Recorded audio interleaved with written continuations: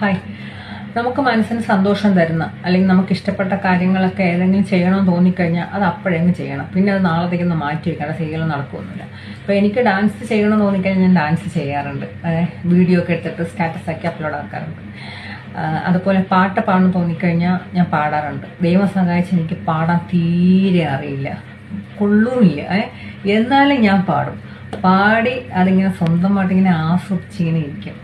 മറ്റുള്ള വേറെ കാര്യമൊന്നുമില്ലല്ലോ, നമുക്ക് സ്വന്തമായിട്ട് ആസ്വദിക്കാമല്ലോ. അതിനിപ്പോൾ ആരുടെയും സർട്ടിഫിക്കറ്റ് നമുക്ക് വേണ്ടല്ലോ. അപ്പോൾ എനിക്കതാ ഇപ്പം പാട്ട് പാടാൻ തോന്നുന്നു. അപ്പോൾ ഞാൻ വിചാരിച്ചു എന്തായാലും ഒന്ന് പാടാം. അപ്പോൾ എന്തായാലും എൻ്റെ സ്വരമാധുരി നിങ്ങളെക്കൂടെ ഒന്ന് കേൾപ്പിക്കാമെന്ന് എനിക്കൊരാഗ്രഹം. അപ്പോൾ എല്ലാവരും സഹിച്ച് ക്ഷമിച്ച് എന്നെ അനുഗ്രഹിക്കണമെന്ന് ഞാൻ പറയുന്നത്.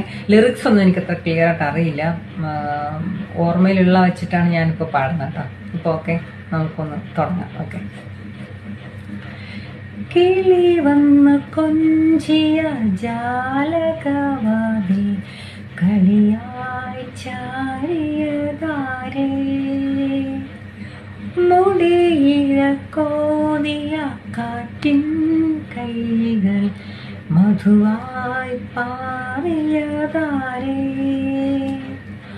അവളുടെ മിഴിയിൽ കരിമഷിയാലെ കവിതകളെഴുതിയതാരേ,